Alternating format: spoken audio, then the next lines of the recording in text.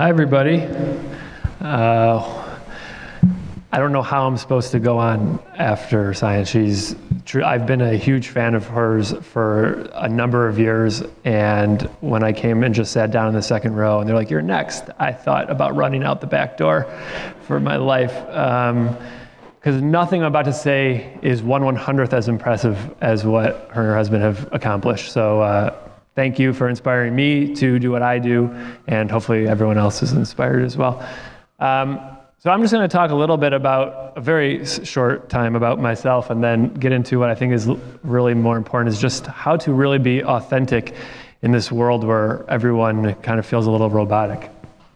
So my name is Jonathan. In 2009, well, let's back up just a smidgen before that. I was a designer before I started Ludlow Ventures, and a very bad designer, but decent enough at the time where I could make a living and meet lots of young entrepreneurs. And I fell in love with tech and everything entrepreneurial.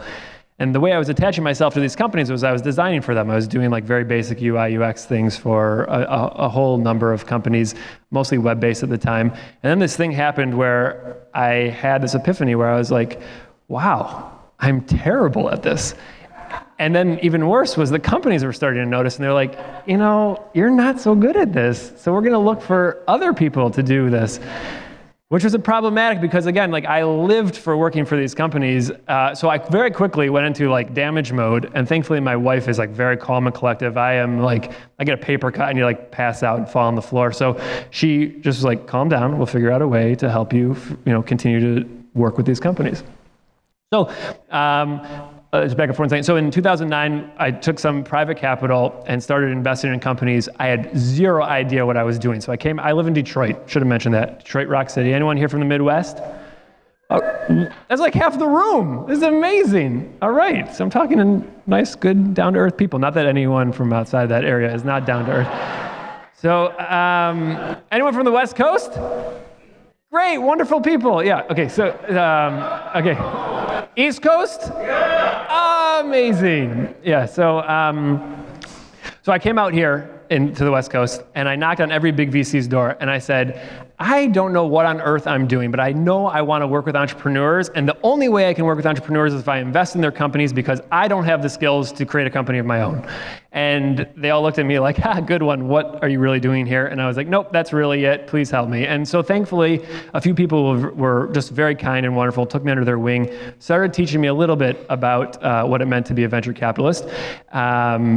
I still am learning, obviously, every single day. So we put about $1 million to use in 2009. We invested in a ton of companies. We got super lucky. It had nothing to do with being smart or strategic. We literally just got dumb luck on our side. So that was great. I mean, like for instance, we invested in a company that turned dumb bombs, which we are stockpiling tons of in this country, into smart bombs to prevent collateral damage. And the due diligence process was like, go to the desert and watch them blow up the desert. And I was like, this looks amazing, so let's invest. And thankfully, the company did very, very well. But again, that was just pure luck. So in 2013, we had some momentum. We had some wonderful relationships, and we raised our first true fund with real limited partners. That was $15.5 million. And the focus from the very, very beginning was we are going to adopt a mentality where we are only going to invest in companies at the early seed stage and then follow on to the A. But if entrepreneurs who we could like go on a road trip with for 10 years and not get mad when they smell and complain and just fetch about everything, like we want to invest in people where we're going to build very, very authentic relationships. And we did this for a number of reasons. One is, unfortunately, especially at the time, VC had this really bad name, and there are amazing VCs. All my mentors are just wonderful giving people, but there are some people who give this industry a bad name. And so what we decided to do was create this sense of friendship with the people we invested in, and it really bred this level of transparency, which was uncanny, and we were able to really figure out where we could help these companies. Now we're in the process of raising our next fund, which I'm apparently told that I'm not allowed to really talk about because of all these SEC rulings. So I will not tell you that, and I will not tell you that because I'm not allowed to. These are just some of the companies that we invested in from our previous fund. As you will see, there is no Uber, Thumbtack, SpaceX up there. Thank you very much for that one.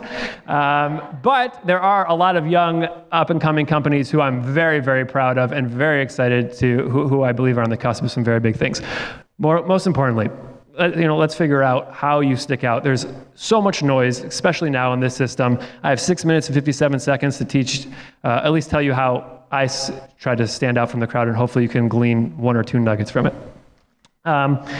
When we started, we were this little tiny seed fund in Detroit, and my goal was I want to win Bay Area seed deals. And what I mean by win is I want to see deals early here in the Bay Area, and I want to see them before all the other Bay Area VCs are seeing them.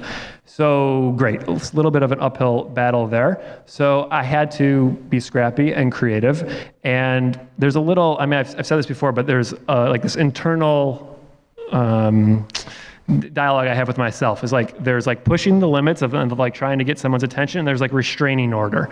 And if you can figure out like the nice barrier in between, that is a very healthy place to be generally, especially if you have somewhat of social intuition and you can like figure out when someone's not picking up what you're putting down and they're not gonna be afraid of you. So it all started with this, and I apologize for like the weird models, if you could call them that, and like the nipple shots, but there was a company that I was super passionate about in college. I went to the University of Michigan, and there was this hat company called Block, and my time just reset, so I don't know where I'm holding here. But this company was an awesome company. I wore their hats every day in college, and then I looked, and this was the ad they were running, and this was when I was in my design days. Thanks, the clock's working again. So I said, I can do better than this. So I reached out to the founder of the company, and she ignored me for probably 30 or 40 emails, again, probably approaching more of the restraining order line. And so I found out when she was going to be out of town, and I traveled to her offices, which were in New York, East Coast people, and I went up to her assistant, and I said, hello, I'm here to see Xiaomi. I have a meeting. And they said, oh, that's so strange. She's in Brazil for Fashion Week. And I said, I just drove here from Detroit, and like, it's like 700 miles, and I'm a college student, and like I thought I had a meeting, and she felt so bad for me that I figured, okay, now I can kind of figure out what I want to do with this leverage. So I said, can you just show me where her office is, please? And I'll just leave what I had prepared for her. And she's like, oh yeah, I'm so sorry. How can I make, great. So she walks me into her office, and this was the ad that I had created. Again, this is dated, and I'm not that good of a designer, but at the time I was proud of it. And I said, this is what I think her brand should be like. And I made this absolutely enormous, and I plastered her office with it. And I knew for sure that when she got back, I was going to A, have her as a client, or B, be arrested. Thankfully, it was the former, and she called me and she said, that's amazing, thanks for dropping it off. I'm sorry I missed our meeting, I must have not had it in our books, at which point I told her that I had been lying, but she appreciated it at that point, and I got the client. And so what I gleaned from this was like, okay, like sometimes you have to be willing to be a little bit outside of the box, to kind of just put your ego and bury it, and just be willing to kind of take a flyer. So then I tried to adopt this into my professional career now as a venture capitalist. So back in 2013, there was a company that was launching called Ubeam. Has anyone ever heard of Ubeam here? Can I just see a show of hands? Great. So half of you are probably trolls on the internet saying this can't be done. The other half of you are probably excited to see it come out. I can tell you it's real and it's fantastic. And we saw this announced, and there were huge investors lined up to back the founder. Her name is Meredith Perry. She is absolutely phenomenal and brilliant. And I wanted to invest in this deal. Slight problem, no one knew who we were. We were in Detroit, and the round was oversubscribed with some no-name firms like Andreessen Horowitz and Peter Thiel and Marissa Mayer. So there was a slight battle to be had there. So again, I emailed Meredith, no response. I emailed Meredith, and I get a response from Sarah at ubeam.com, who apparently is a fake person who deals with psychos like myself. And again, nothing. So what do? You are looking at a screenshot of a video. I have 3 kids. This is my eldest daughter, who just turned 7 yesterday, actually. But Shayna was 3 at the time, and I had her look right in the camera, and she said, Meredith, please take a call with my daddy. And it was cheap, and it was not fair.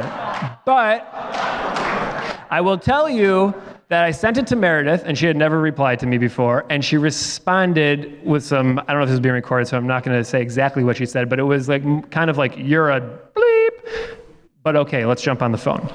And so that conversation led to one meeting and to another meeting. And then in fact, I think it was 3 years ago at launch, I ran into her at a party here at one of the dinners, and we really hit it off and we talked about it, and we ended up backing our way into that original seed round. We participated in a bridge, we did the A, we're extremely close with them, all because of my daughter and me being a complete jerk of a father.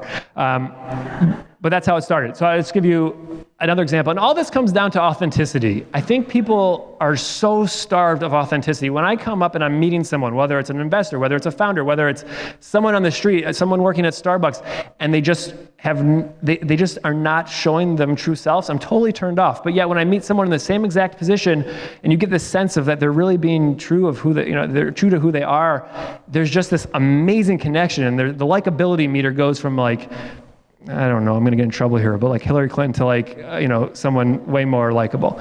By the way, I would vote for Hillary over Trump. That was dangerous. 1 minute, 47 seconds. So blogging is huge, and VCs get tons of attention and tons of inbound deal flow when they blog. But I'm a terrible writer, so what are we going to do? My partner and I carpool to work every single day. We drive my kids to school, we drop them off, and then we head downtown Detroit to work together. We were talking to some real interesting people along the way in our drive, so we put up a GoPro camera, started recording them, put it on carpool.vc. I hope you guys all go check it out. The first 5 minutes of every episode is literally me and my partner just tearing into each other because we have the most love-hate relationship ever, but it's fantastic. He's like a brother to me. And then the other half, we talk to real interesting people. So like we had Tim Draper in our car last week. We've had really incredible investors and incredible founders. And again, people appreciate that we're just being us. And entrepreneurs are self-selecting and saying, hey, we want to work with you because we feel like we know you. We feel like we're in on your jokes. That's been really wonderful for us. Computer Show, we're always trying to provide really cool platforms for the companies we invest in. So we with one of our partners, whose name is Adam Lissiger from Sandwich Video, we produce this show. It takes place, it's 1983, public access television, real old and grimy. And then the host is interviewing founders from 2015, 2016. And the insane disconnect in their dialogue is just very, very funny. Like, oh yeah, you just go to our website, and then the host is like, website, like where do I drive? Where do I park? Is there a gal at the front desk? So like there's some really funny things there. We can get 1 to 3 million views hopefully per episode for that. And it's a great way for our portfolio companies to promote themselves. Again, we're not traditional bloggers. We wanted to figure out some authentic mediums to do this. Our new fund, which I did not talk about originally and did not tell you any details, we just launched it. We did a few deals from that already. I encourage you to check these all out. That's Skirt. That middle one, the little owl, is a company called Hooked, which I am just so excited about what they're doing right now. And then a number of other companies as well. This has been all over the place, but I hope you've gleaned at least 1 or 2 things. Please reach out to me if you have any questions, if I can be helpful in any way, shape, or form. I have been the beneficiary of some phenomenal people and mentors, and I owe a lot back to this community. So please reach out. Let me know if I can be helpful. Thank you for listening to me, and enjoy the rest of the day.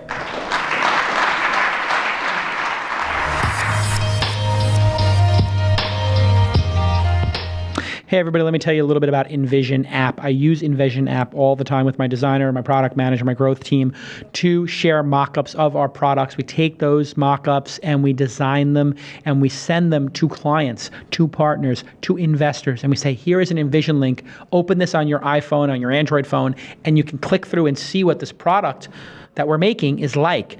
And when we're building websites, hey, put your comments on there. We have a partner, we have a big Smart Camp thing going on with IBM, Smart Camp 2015. We can use InVision to share that website and say, hey, is there anything you want to change? And then have a threaded discussion. You can take all those discussions off of email, all those discussions out of the chat room. Listen, email and chat rooms have their place, but not in product design. InVision is like Slack, but for product design, right? So you have Slack for a general conversation. You have Gmail for, asynchronous communication. You have InVision for product excellence. You cannot make a great product without InVision. I am dead serious about that. Every startup I invest in, I show it to them. They ask them to send me links, and boy, does it work. It supercharges everything you do. I love this product. I love this product. I love this product.